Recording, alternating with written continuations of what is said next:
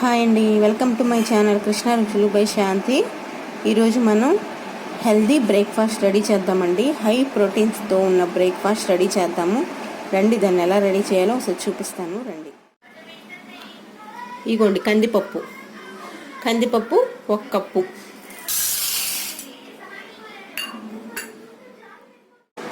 మినపగుళ్ళు 1 కప్పు మినపగుళ్ళు అండి, 1 కప్పు బ్రౌన్ రైస్ అంటారు తెలుసు కదండి, అది 1 కప్పు. ఇదిగోండి పచ్చిశనగపప్పు అంటాం కదా, అది 1 కప్పు.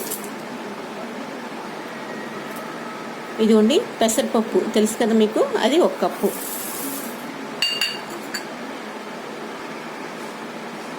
ఇదిగోండి మెంతులు, కొంచెం ఎక్కువ కాదు, కొంచెం వేసుకోండి మెంతులు. ఇప్పుడు ఇవన్నీ కలిపి మనం ఒక నైట్ వాటర్ పోసుకొని నైట్ నానబెట్టుకోవాలండి. నైట్ అంతా నానాలి. మార్నింగ్ మనం మిక్సీ జార్లో వేసి పేస్ట్లో చేసుకోవాలి.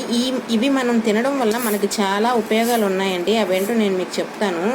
చూడండి, మనం ఇందులో వేసినవన్నీ హై ప్రోటీన్స్ ఉన్న అవే మనం వేసాము.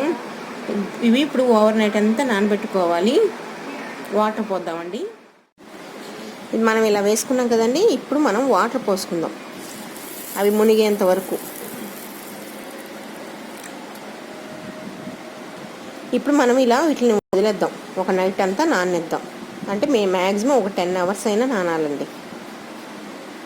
మనం డైలీ తినే బ్రేక్ఫాస్ట్ మనకి బోర్ అనిపిస్తుందండి ఒక్కొక్కసారి. ఆ టైంలో మీరు ఇలా ట్రై చేయండి. నేను చేసినట్టుగా మీకు చాలా వెరైటీగా ఉంటుంది, ఎక్కువ తినచ్చు, కొత్తగా ఉంటుంది కదా, చాలా తింటారు పిల్లలు కూడా. ఇదిగోండి, మనం నైట్ అంతా ఇలా నానబెట్టుకున్న తర్వాత బాగా 1-2 సార్లు బాగా వాష్ చేసుకోవాలండి. చేసుకున్న తర్వాత ఇప్పుడు మనం మిక్సీలో వేసుకుందాం పేస్ట్లా అవ్వడానికి. కానీ దానికన్నా ముందు మనము గ్రైండర్లో వేసుకునే ముందు ఒక చిన్న బౌల్లో వాటర్ తీసుకొని, ఇదిగోండి అటుకులు మనం ఎట్లతో అయితే వేసామో అవన్నీ పప్పులన్నీ అదే కప్పుతో అటుకులు కూడా నానబెట్టండి.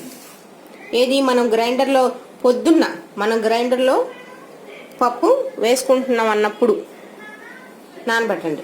తొందరగా ఫాస్ట్గా నానతాయండి ఇవి. కానీ అటుకులండి వేసిన వెంటనే 2-3 సార్లు కడిగేసేయండి. అటుకులు నానిన తర్వాత కడిగితే మనకు సరిగ్గా మురికి వదలదు, అవేమో బాగా ఫాస్ట్గా మెత్తబడిపోతాయి. కాబట్టి అటుకులు వేసిన వెంటనే కడగండి. అంటే గట్టిగా ఉంటాయి కదా, అప్పుడు కడగడానికి కూడా మనకి ఈజీగా ఉంటుంది. ఇప్పుడు మనం ఈ పప్పు అంతా కడుక్కున్నాం కదండి బాగా. దీన్ని ఇప్పుడు ఇందులో ఉన్న వాటర్ పంపేసి మనం ఇప్పుడు గ్రైండర్లో వేసుకుందాం.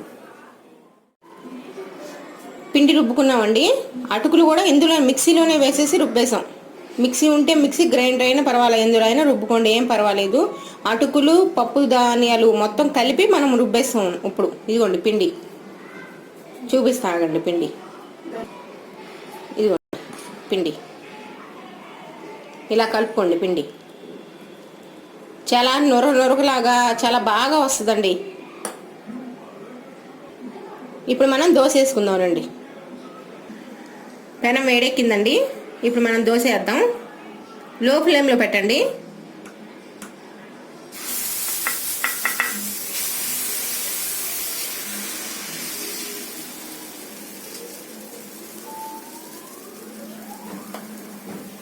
ఆయిల్ కొంచెం పైన వేసుకుందామండి.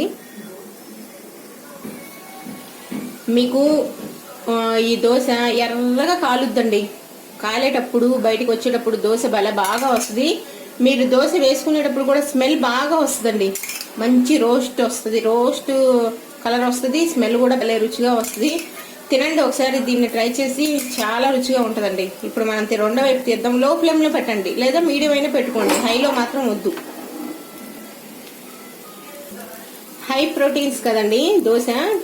మనం పిండి కలుపుకున్నాము, మీరు చూసారు కదా ఇందాక నానబెట్టినప్పుడు. అవన్నీ కలపండి నానబెట్టేటప్పుడు, చాలా రుచిగా ఉంటుంది. హై ప్రోటీన్స్ కదా, మనకి ఒంటికి కూడా చాలా మంచిది, హెల్త్కి, చిన్నపిల్లలకు కూడా చాలా మంచిది. అన్నీ తినరు కదా వాళ్ళు. ఇలా చేయండి.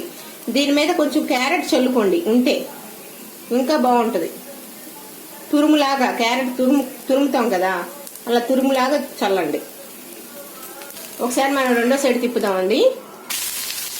చూసారా, చక్కగా మంచి కలర్ వచ్చింది. ఇప్పుడు కూడా లో ఫ్లేమ్లోనూ మీడియంలోనూ పెట్టండి, రెండో సైడ్ కూడా, హైలో వద్దు.